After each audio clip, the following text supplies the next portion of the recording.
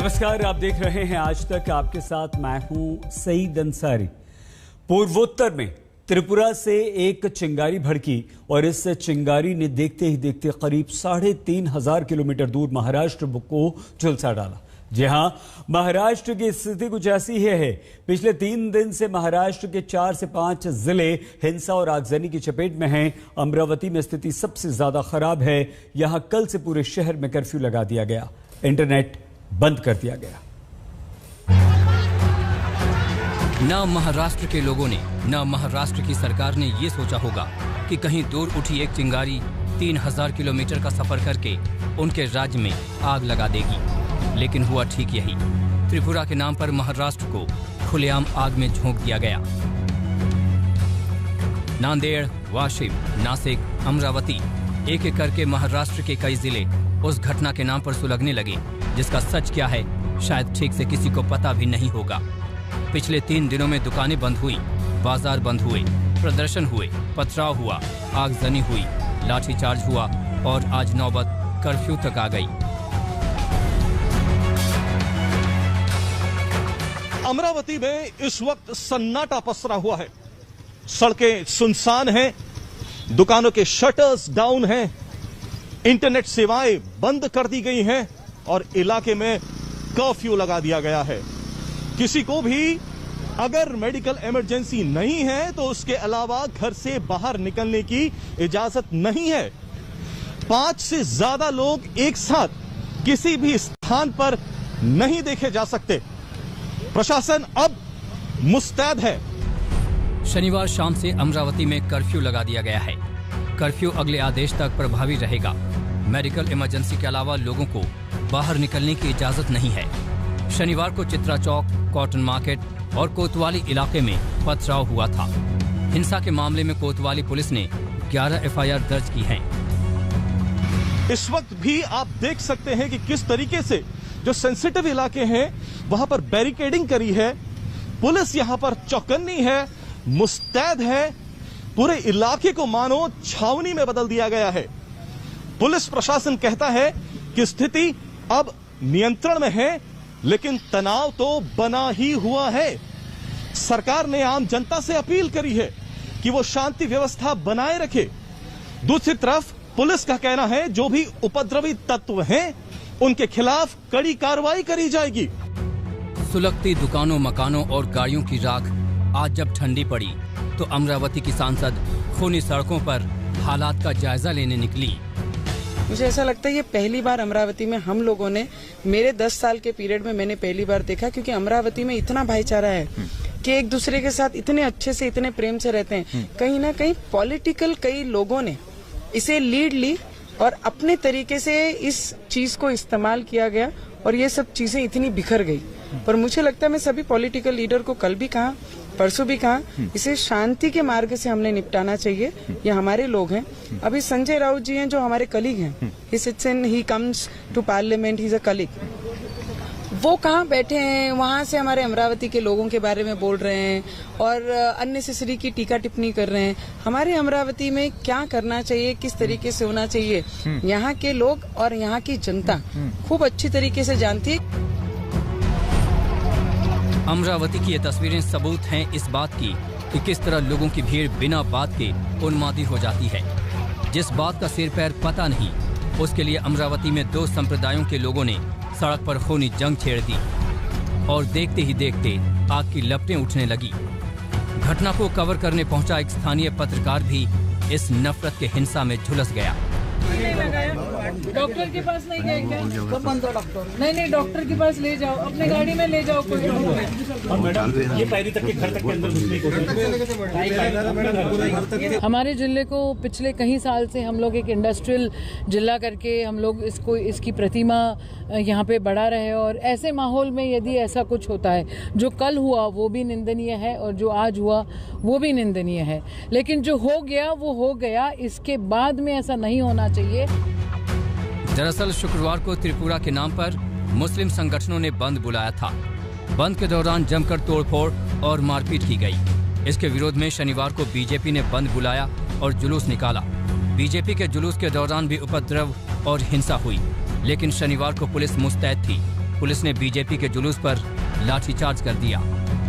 लेकिन सरकार करके लॉ एंड ऑर्डर रखने की जिम्मेदारी सरकार की है और हर समाज को एक न्याय देने का काम करने की आवश्यकता है। जब जो घटना घटी नहीं त्रिपुरा में, उसकी अफवाह के ऊपर या दंगा फसाद हुआ, तभी सरकार ने ध्यान नहीं दिया।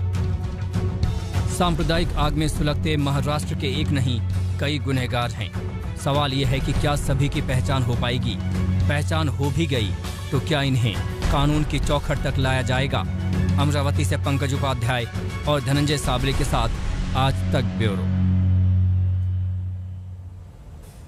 महाराष्ट्र में जो हुआ और अब जो हो रहा है वो वाकई आंखें खोल देने वाला है। सोशल मीडिया और इंटरनेट के इस दौर में जितना आसान सूचना को पहुंचाना है, उतना आसान अफवाहों को भड़काना भी है। माना जा रहा है कि महाराष्ट्र हिंसा के पीछे अफवाहों की साजिश ही जिम्मेदार है, लेकिन आरोप प्रत्यारोप की राजनीति में जिम्मेदारी तय नहीं हो पा रही।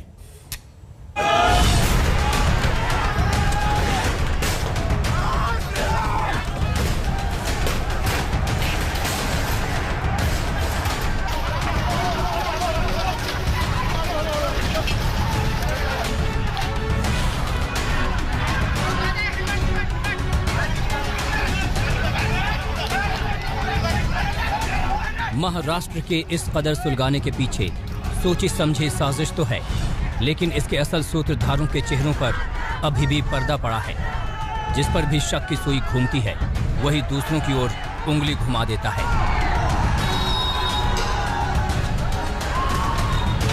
आरोपों के दायरे में सबसे पहले आया रजा एकेडमी नाम का मुस्लिम धार्मिक संगठन। शुक्रवार को अमरावती में बंद के दौरान जो तोड़फोड़ हुई, वो बंद रजा एकेडमी ने ही बुलाया था। आरोप ये भी है कि अगरतला के फर्जी वीडियो और फोटो के जरिए लोगों को भड़काया गया, लेकिन रजा एकेडमी के कर्ता धर्ता इससे पल्ला झाड़ रहे हैं। जो हिंसा करवाता है वो तो जिम्मेदारी लेता नहीं, जो फसाद करवाता है वो तो जिम्मेदारी अपने ऊपर लेता नहीं। और हमने तो रसूलुल्लाह के नाम पे बंद करवाया था और फसाद की जिम्मेदारी हम लें, ये कौन सी बात है? फसाद से दूर दूर का कभी हमारा ताल्लुक़ नहीं रहा। अब दुकान हमने बोला बंद करने के लिए, अब उसके अंदर चोरी हो गई तो उसके अंदर हमारी जिम्मेदार क्या है? वो चोर को पकड़ा जाए। हमने तो बोला था दुकान बंद करने के लिए ना, चोरी करने के लिए नहीं बोला था। तो जो चोर है उसको पकड़ो आप। तो जिन लोगों ने फसाद किया है उनको बिल्कुल ना बख्शा जाए। 1978 में शुरू हुई रजा एकेडमी सुन्नी मुस्लिम समुदाय का संगठन है, जो कई बार विवादों में आ चुका है। इसी साल रजा एकेडमी ने दुनिया भर के मुस्लिम देशों से फ्रांस के राष्ट्रपति के खिलाफ फतवा जारी करने की मांग की थी। 2012 में मुंबई के आज़ाद मैदान में हुए दंगों में रजा एकेडमी के 17 लोगों के खिलाफ नामजद FIR हैं। रजा एकेडमी ने बांग्लादेशी लेखिका तस्लीमा नसरीन के खिलाफ भी हिंसक प्रदर्शन किए थे। इसी संगठन ने 1988 में लेखक सलमान रश्दी के खिलाफ भी फतवा जारी किया था। प्रतिक्रिया देने की ये कोई तरीका होता है क्या? कभी तो सोचो।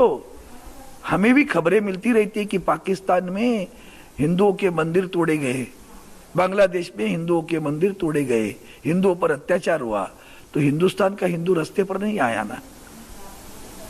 घटना उस देश में घटी, वही भूमिका आपको भी लेनी है। सच्चाई है झूठ है उसका पता करो, और अगर सच है तो आपको निषेध करने का पूरा अधिकार है, लेकिन निषेध करते समय दूसरों को तकलीफ देने का अधिकार नहीं दिया। पहले से सुलग रहे अमरावती की आग में पेट्रोल डालने का आरोप बीजेपी कार्यकर्ताओं पर भी है। शनिवार को निकले विरोध जुलूस के दौरान कई जगहों पर तोड़फोड़ का खेल खुलेआम चला, लेकिन बीजेपी नेता भी उंगली दूसरी तरफ घुमाकर अपनी जिम्मेदारी से पल्ला झाड़ रहे हैं। ये एक षड्यंत्र पूर्वक चलाए जा रहे अभियान का हिस्सा है। अन्यथा बयान, किताब, सोशल मीडिया पर दुष्प्रचार और दंगे एक साथ नहीं हो सकते। और याद करिए 2012 में यही मुंबई था, उसका वही आजाद मैदान था जहां अमर जवान ज्योति तोड़ी गई थी। किस आधार पे? एक झूठी खबर उस समय सोशल मीडिया पे सर्कुलेट हो गई थी। तब भी उनकी सरकार थी, आज भी उनकी सरकार है। इस बवाल का सेहरा कांग्रेस के सिर भी बंधा है। कोई छोटा मोटा नेता नहीं, बल्कि खुद राहुल गांधी ने बिना असलियत की पड़ताल किए त्रिपुरा को लेकर एक ट्वीट किया था। त्रिपुरा जल रहा है, यह आवाज इसलिए उठाई जा रही है ताकि हालात सुधारे जा सकें। लेकिन बीजेपी सरकार कुछ करने के बजाय आवाज उठाने वालों पर ही हमला कर रही है। त्रिपुरा में जो घटना घटी ही नहीं, उसके ऊपर जिस प्रकार से दंगे महाराष्ट्र में हो रहे हैं, ये बिल्कुल गलत है। त्रिपुरा की जिस मस्जिद को जलाया, इस प्रकार की अफवाह उठाई गई, वहां की पुलिस ने उस मस्जिद के फोटो भी जारी किए हैं और सोशल मीडिया पर जाली फोटो जो दिए हैं उसका भी पर्दाफाश किया है। कि त्रिपुरा में आजकल तृणमूल कांग्रेस भारतीय जनता पार्टी को एक चैलेंज के रूप में उभर रही है। क्या इसीलिए कोई साजिश त्रिपुरा में रची जा रही है और उसका पूरा वातावरण पूरा देश में बिगड़ रहा है? अगर हिंदू सचमुच खतरे में है इस देश में, तो मैं कहूँगा कि मोहन राव भागवत साहब ने, जो सरसंघ चालक है, एक मोर्चा दिल्ली पे निकालिए, हम सब आ जाएंगे और प्रधानमंत्री जी को और गृह मंत्री को आप सवाल पूछिए उस बारे में। सियासत की रोटी बेहद सख्त होती है। भट्टी में जितनी आग में पड़े उतनी बढ़िया तरीके से सिंकती है। मुश्किल बस ये है कि इस भट्टी की आग इंसानी जिंदगियां फूंक कर ही भड़कती है। आज तक ब्यूरो। बहुत छोटा सा ब्रेक, आप देखते रहिए आज तक। 16 नवंबर को प्रधानमंत्री नरेंद्र मोदी पूर्वांचल एक्सप्रेसवे का उद्घाटन करेंगे। इस दौरान वायुसेना के विमान एक्सप्रेसवे पर उतरेंगे। आज हरक्यूलिस विमान के उतरने का एक सफल ट्रायल किया गया। ये तस्वीरें आप देख रहे हैं। पूर्वांचल एक्सप्रेसवे है ये। टच एंड गो का पहले ट्रायल यहाँ पर हो चुका है और अब प्रधानमंत्री नरेंद्र मोदी जब उद्घाटन करेंगे तो विमान यहाँ उतरेंगे। बहुत छोटा सा ब्रेक, देखते रहिए आज तक।